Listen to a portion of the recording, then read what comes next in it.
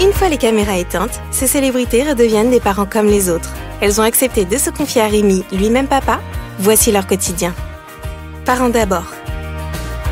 Et pour ce nouvel épisode, j'ai le plaisir de recevoir une nouvelle fois une personnalité extrêmement populaire. Elle s'est fait connaître comme mannequin. Elle est aujourd'hui animatrice sur France 2 où elle présente l'émission Les pouvoirs extraordinaires du corps humain aux côtés de Michel Simès. Adriana Carambeu, bonjour. Bonjour. Alors un grand merci vraiment d'avoir accepté mon invitation. Vous allez, c'est le principe de ce podcast, nous plonger dans votre quotidien de mère. Vous êtes la maman d'une petite Nina qui a 1 an et demi et que vous avez eue à 46 ans. Première question très directe. Je vous vois sourire. Vous avez vu où je voulais en venir. Pourquoi avoir attendu si longtemps avant d'avoir un enfant ? Mais j'aimerais bien vous répondre avec toute honnêteté et sincérité. Et je me pose cette question. Encore, je me suis posé cette question ce matin quand j'ai pris la moto pour partir travailler. Et je ne sais pas. Je sais pas, souvent je pense que c'est à cause de mon enfance et mon père que j'ai mal vécu mais peut-être que c'est pas du tout ça, je ne sais pas, ce désir d'enfant est juste venu très tard. Très tardivement. J'avais peut-être peur de reproduire peut-être ce que j'ai vécu, même si ça paraît complètement un père, vous débile. Dites, vous l'avez dit, toxique, violent, qui vous disait que vous n'étiez bonne à rien. Oui, parce que quand j'étais enfant, je me suis sentie non seulement pas désirée, mais vraiment détestée. Du coup, peut-être que c'est un rapport quelque part dans l'inconscience. Ça peut-être une influence. Après, c'est cet contraste avec ma personnalité. J'aime tout le monde et tout. Donc, du coup, c'est bizarre. Tout le monde m'a dit, mais c'est impossible que tu ne veuilles pas d'enfant. Oui, c'est comment ça se trouve que tu n'en as pas encore 5 et je ne savais pas. Et puis, grâce au Dieu ou la nature, grâce à mon mari aussi, que j'ai pris courage et je me suis lancée tard, certes, mais quand même. J'ai eu ce bonheur et miracle d'avoir Nina, ma fille, et mais quelle révélation, quelle révolution, quel tsunami. Votre vie change à ce moment-là. Tout change. La perception du monde, tout. Bref, c'est une nouvelle vie. Les démons de votre enfance, vous les avez évoqués justement quand Nina naît, quand vous avez cet enfant. Est-ce que vous avez réussi à vous détacher de ce passé, à prendre de la distance justement avec cette enfance compliquée, vous en avez déjà parlé? Je sais pas si je le regarde encore autrement et des fois la blessure est encore plus profonde parce que quand on a un enfant, ça réveille des souvenirs. Je me mets dans la position de mon père. Je me dis mais comment il a pu? C'est encore plus incompréhensible. C'est encore plus douloureux quelque part. La meilleure solution, c'est de pas trop souvent penser, de marcher en avant, de se dire c'est du passé. Je sais pas ce que je peux encore gagner par rapport à ça. C'est une cicatrice. Des fois, elle peut saigner, toujours. J'ai quand même 48 ans et des fois, ça fait mal. Mais d'être positive et de ne pas penser trop, je pense que c'est la meilleure remède. Votre fille, justement, Nina, n'a pas vu son grand-père. Est-ce que ça, c'est quelque chose qui est définitif? Vous avez tourné la page ou bien vous laissez la porte ouverte? Est-ce qu'il la voit un jour? Des fois, j'ai la haine, il est vrai, mais si jamais il a envie de la voir, je ne veux pas lui interdire, sauf qu'il n'a pas envie. Sinon, il serait déjà là, n'est-ce pas? Et vous avez écrit à sa naissance? Oh, il m'a écrit un joli mot, il est vrai. Ça m'étonnerait de lui encore une fois parce que en lisant ce mot, je me dis mais il m'écrit un truc pareil après tout ça. Mais voilà, mais le mec il a pas changé, ça soyez sûr.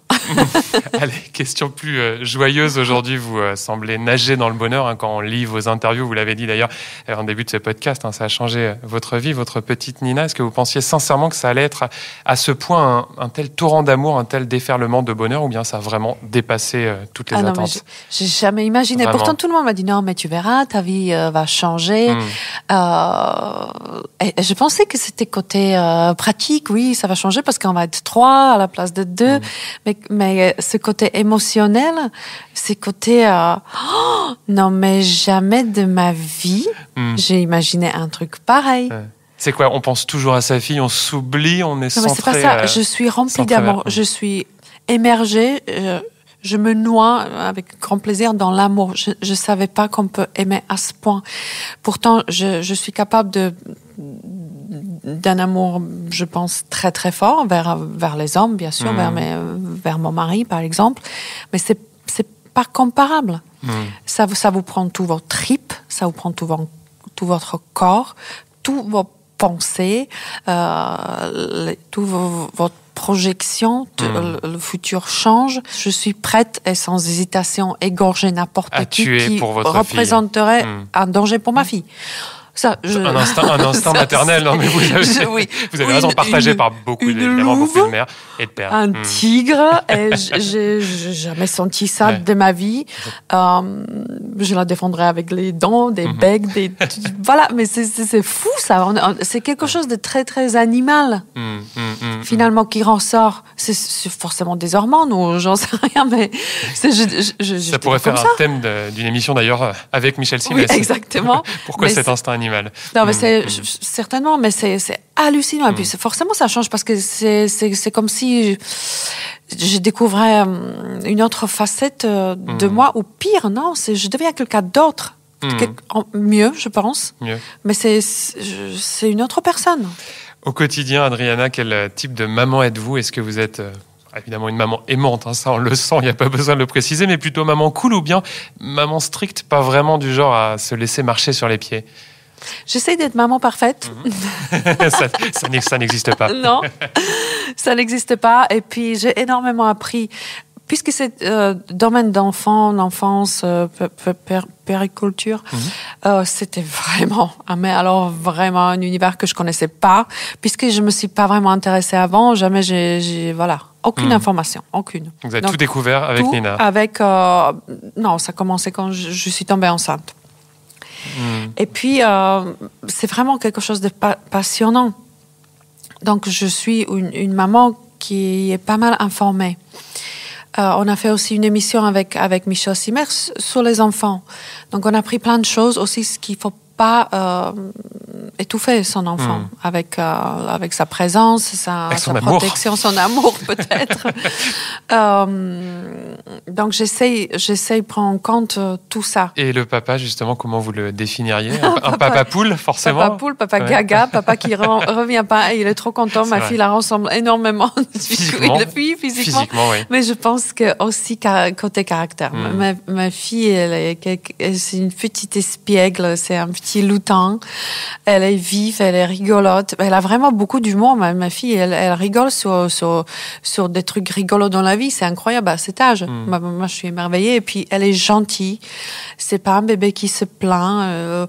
Elle tombe, elle continue de marcher. Elle est pas du tout douillette. Bon, elle est parfaite. Voilà. Elle est parfaite. Forcément, ses origines, justement, à votre fille, elle vit dans un multiculturalisme, puisque la petite Nina, sa maman, elle est slovaque, son papa, il est français d'origine arménienne. Question toute bête, dans quelle langue vous lui parlez et quelle est sa nationalité? Moi, je lui parle slovaque. J'ai la nounou qui lui parle en anglais. Et papa, il lui parle en français. Ils m'ont dit que c'est bien que chaque personne garde sa propre langue. Sa nationalité, alors justement, Nina, elle est slovaque. Slovaque. Votre mari Aram, vous en avez déjà parlé. C'est lui qui vous a convaincu de faire un enfant, qui a été en partie le déclencheur. Est-ce que vous vous souvenez des mots qu'il a pu employer? Comment il a pu vous convaincre? Il a dit, c'est dommage, peut-être que c'est, je sais pas, mais il m'a toujours dit un arbre sans fruits. C'est toujours mieux. Non, un arbre avec des fruits, c'est toujours mieux qu'un arbre sans fruits. C'est joli. C'est joli en même temps, ça m'a fait de la peine. Donc. Et puis, c'est pas qu'il m'a convaincu, il m'a encouragé. Il m'a dit des mots qui étaient extrêmement positifs. Il m'a dit, tu serais une bonne mère, je suis sûre. Vous en doutiez? Moi, oui. Moi, oui, justement. Et lui, il me dit, mais c'est une évidence. Je te vois, je te connais. Et c'est quelque chose que j'ai vraiment pesé. C'était des arguments forts. Et je me suis dit, il a raison. Peut-être qu'il a raison. Mon Dieu, heureusement, qui m'a un peu poussée. J'avais besoin de ce coup de pouce. Et je regrette, bien évidemment, je regrette que ça s'est produit si tard. Ça peut être une source de tension dans votre précédente union avec Christian 42 ? C'est vrai qu'il voulait toujours des enfants. Mais il m'a mis aucune pression, jamais. Non. Un parcours qui a été quand même compliqué, il faut le dire, pour devenir maman, semé d'embûches, puisque vous avez fait une fausse couche, vous avez fait plusieurs fécondations in vitro infructueuses, des moments évidemment très douloureux pour une femme. Comment est-ce qu'on se remet de ces épreuves ? C'est toujours douloureux, parce que de faire la procédure de FIV, c'est des hormones, c'est des déceptions, on s'attend tellement d'un truc et du coup on tombe à plat. C'est comme si quelqu'un vous donnait un coup de bâton dans le genou et vous tombez vraiment par terre. Mais après, on se relève parce qu'on veut vraiment. Mais je ne veux pas dire que c'est la volonté qui a tout changé, non, parce qu'il y a beaucoup de femmes qui ont fait 13, 15 FIV et ça n'a pas marché et ça n'a jamais marché. Donc, c'est des fois, on peut tout faire. On fait de ce qu'on peut, mais c'est la nature qui décide, malheureusement. Et il faut se faire une raison, je pense, sinon on devient fou.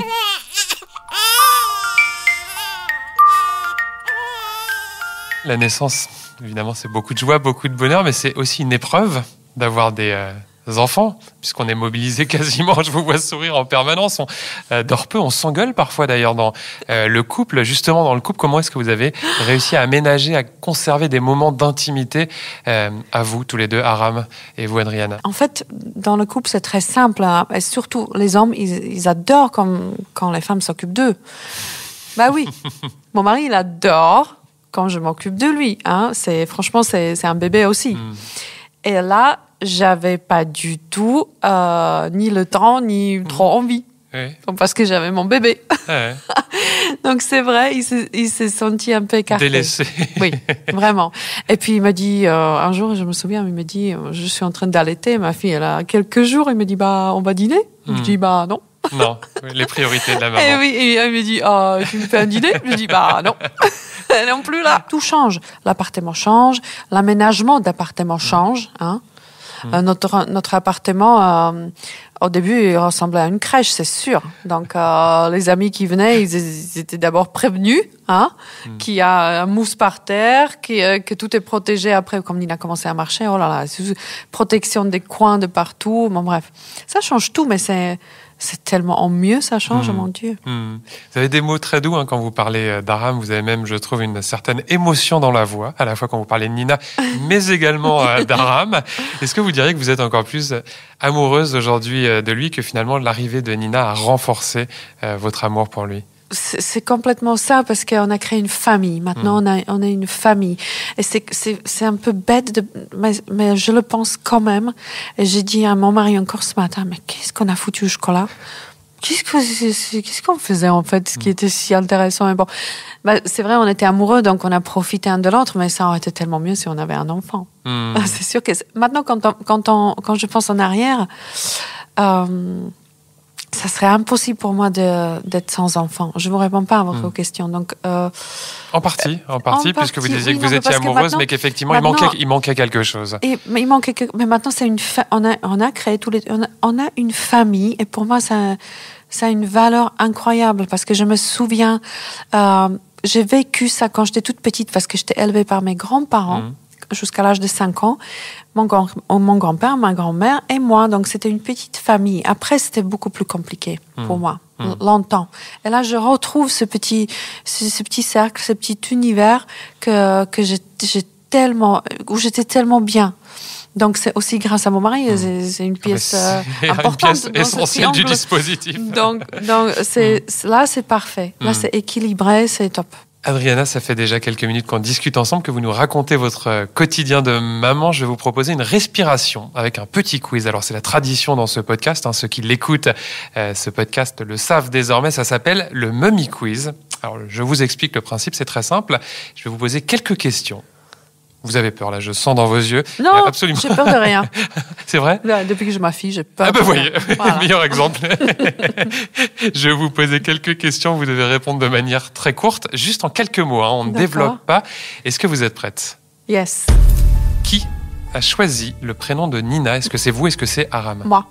Mais il a accepté, c'est important, parce que s'il n'avait pas aimé, forcément, ça aurait été pas possible. Mais j'ai tellement espéré. En fait, quand j'ai proposé des prénoms, parce que je lui dis propose-toi le prénom. Ah, il faut pas que je développe? Moi, je peux développer un peu. Allez, on fait une exception pour celle-ci. Et promis sur les suivantes. Non, parce que j'ai proposé des prénoms qui pourraient éventuellement aimer, ou c'est là que lui, il a aimé, mais je lui ai posé question, par exemple, Denise, tu aimes? Forcément, il va pas aimer, hein. Donc, Nina, est-ce que tu aimes Nina? Bon, forcément, c'est une redoutable technique que vous nous dévoilez. Il y a des techniques dans le couple, il y a des techniques. Quel est le moment de la journée que vous préférez passer avec elle? Oh, le matin et le soir. Le matin, c'est parce que je fais semblant. En fait, je dors avec ma fille. J'ai un dispositif, je vais développer, je m'en fous. Allez, vous cassez le Mummy Quiz, on est comme ça, mais vous avez raison. Parce que c'est incroyable, il faut vous n'avez peur de rien et vous cassez même le Mummy Quiz. J'ai un dispositif, j'ai un énorme matelas que je vais fabriquer par terre. Il fait 3 mètres par 3 et il y a une barrière autour. Du coup, ma fille ne peut ni tomber, ni s'étouffer. Il n'y a pas la couette, il n'y a pas les oreillers. Et du coup, je dors avec elle par terre. Non, sur ce matelas, évidemment. Donc, le matin, je fais semblant que je dors.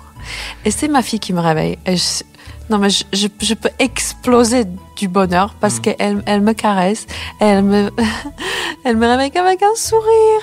Et moi, je peux me fendre par amour. C'est extraordinaire. C'est et le soir, parce qu'elle s'endort à l'heure pile, à 8h, elle dort. Je me mets à côté, je me frotte, je la renifle. Je fais mes choses, parce que je veux pas dormir à 20h. Donc, je regarde mon iPad, ou je fais mes trucs, elle dort super bien. Donc, c'est un bonheur, mais absolu. Je l'écoute respirer parce que ça me rassure.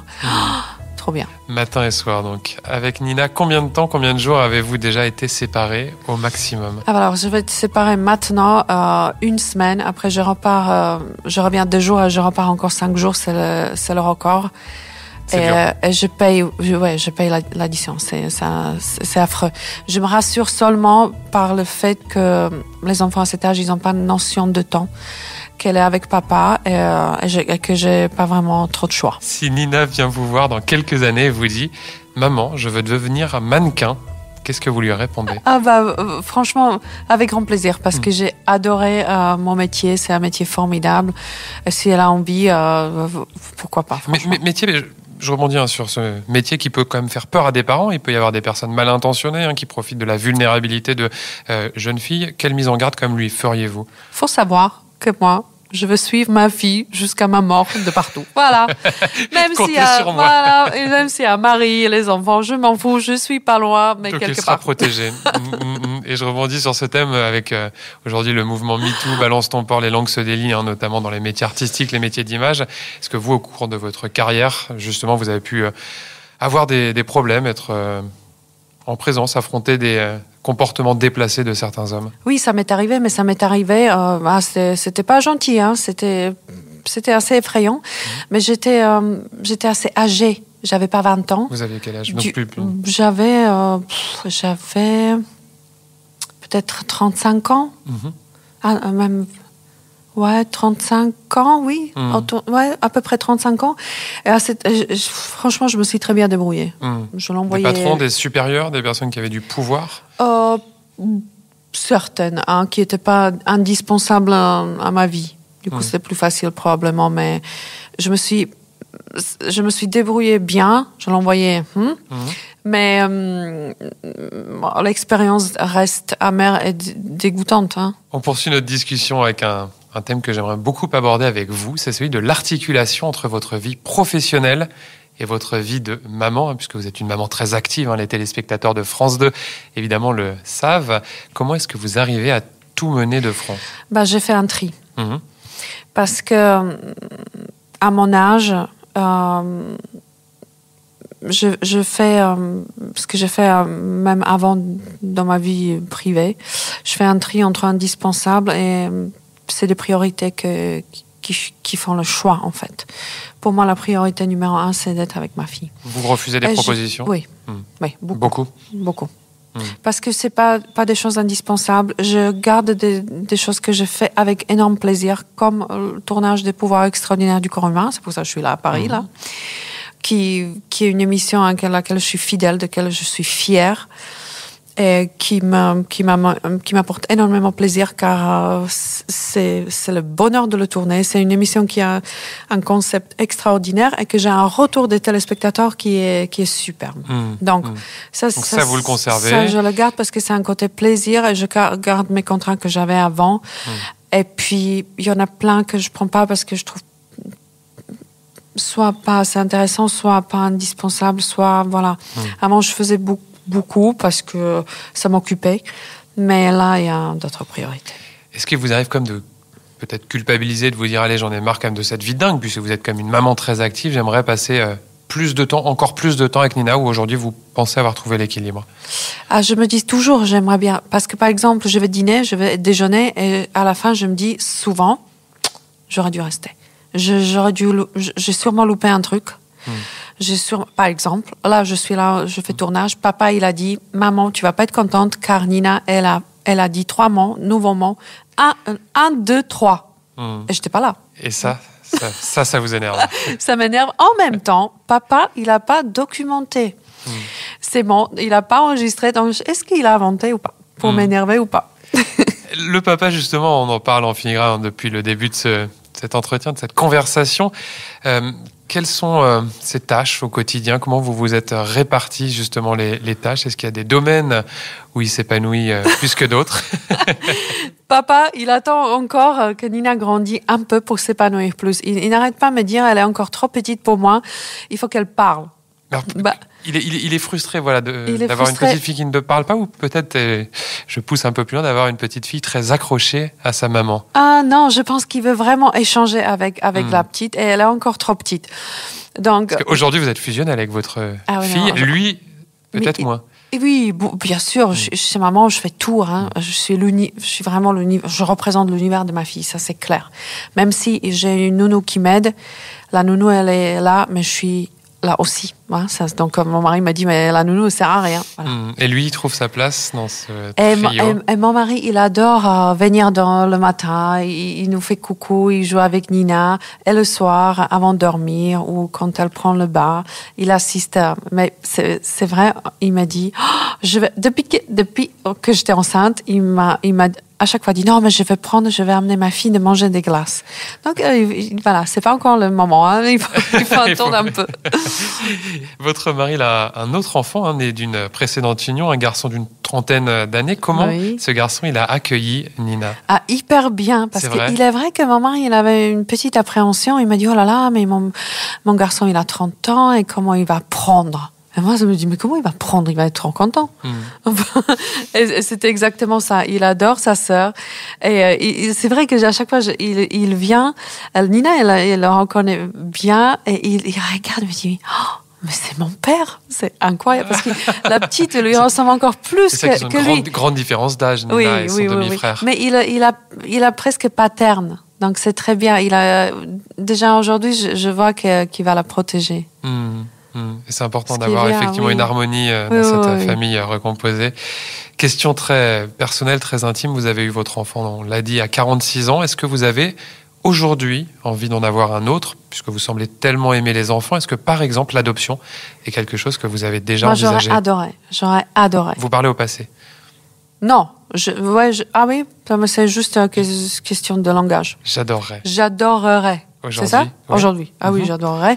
Maintenant, il faut que j'en parle à mon mari. Pour mon mari, c'est un peu plus compliqué, il est vrai. Mais moi, si c'est ma propre décision, je vais adopter un 3. Mais aujourd'hui, concrètement, maintenant. Vous pourriez... Non, mais alors là, c'est marrant ce que vous dites. Vous pourriez lancer aujourd'hui des démarches pour adopter? Oui, complètement. Vous en avez envie? J'ai très envie. Mais on est dans le couple, hein. Donc, il faut que je discute avec mon mari. Pourquoi est-ce qu'il s'y opposerait? Je vais vous dire pourquoi. Parce que c'est vrai qu'on avait cet enfant très tard. Et mon mari, il a 64 ans. Et c'est sa seule crainte, qu'on ne va plus être là. Mais moi, je me dis autre chose. Moi, je dis plus d'enfants, ils vont être ensemble. Du coup, c'est rassurant. Bon, bref. Mais en tout cas, c'est quelque chose auquel vous pensez à l'adoption. C'est ce que j'ai dit auparavant, c'est que je me suis trompée. Je devrais faire un enfant avant pour pouvoir faire plus. Mais après, voilà, ça s'est passé comme ça. J'ai réalisé trop tard. Et encore, je suis tellement reconnaissante que ce miracle m'a été possible que voilà. J'aimerais qu'on termine cette discussion en évoquant une de vos spécificités, Adriana. C'est votre célébrité. Tous les Français vous connaissent évidemment. Est-ce que vous n'avez pas peur que Nina, dans quelques années, vous y avez sûrement réfléchi, souffre de cette notoriété? Peut-être pas, mais est-ce que c'est une question que vous êtes posée, que cela puisse être un poids peut-être pour elle, la notoriété de sa maman? J'ai jamais pensé à ça. Jamais? Non. Peut-être parce que je réalise pas et peut-être parce que je suis très... On vit une vie très discrète. On n'est pas du tout mondain, on se fout. En revanche, c'est vrai que dans le magazine, moi, j'ai une fierté telle énorme. Vous l'avez déjà montré, expliquez à ceux qui nous écoutent, effectivement, de très jolies photos de famille qu'on a pu voir. Je pourrais porter ma fille sur mes épaules le matin au soir, donc c'est une fierté. Après, j'ai pas du tout réfléchi. Je pense que le temps le temps qu'elle va être grande, je pense que tout le monde va m'oublier, donc ça va être facile. Allez, pour conclure ce podcast, c'est déjà la fin, ça passe très très vite. J'aimerais vous poser une question toute simple, c'est la traditionnelle question de fin. Quel conseil ou quel petit mot adresseriez-vous à une femme qui vient d'écouter notre conversation et qui va être maman dans les prochains mois? Profitez chaque seconde de ce moment magique. Il n'y a rien qui est mauvais. Même pendant la grossesse, il y a des symptômes, ils disent des petits mots sympathiques de grossesse. On les appelle sympathiques, mais ils ne sont pas très sympathiques. Moi, j'avais pas une grossesse facile, mais pas non plus horrible. Mais malgré tous les petits pépins que j'avais pendant ma grossesse, c'était bonheur tous les jours. Il faut pas se plaindre. La grossesse, c'est un cadeau de la vie. Et ce qui vous attend, c'est une bombe émotionnelle, physique. Ça envoie, c'est quelque chose. C'est physiquement... Waouh! Parce que les femmes, les copines m'ont dit, mais tu verras, c'est quelque chose. J'ai jamais cru parce que physiquement, je suis quelqu'un de très... je sais pas, dynamique. Je fais des trucs quand même quelquefois sportifs qui m'ont pas fait peur. Mais ça... C'est-à-dire, c'est quelque chose. Si on n'est pas aidé, moi, je me suis pas fait aider exprès. C'est quelque chose. C'est-à-dire, maman, premier mois de la vie de son enfant, elle va grimper par terre par fatigue. Mais c'est clair. Mais c'est du bonheur absolu. Donc, je dirais, profitez de chaque instant, vraiment. Faites milliards de photos. Regardez votre enfant de près, de loin, de tous les côtés de machin. Profitez à fond. Et puis, 1 an ou 2 ans plus tard, faites un deuxième. Faites un deuxième, il faut le faire. Ne pas attendre trop longtemps. Et non, n'attendez rien. Ne loupez pas votre train comme moi. Merci beaucoup, Adriana. C'est gentil. Merci à vous. Parents d'abord.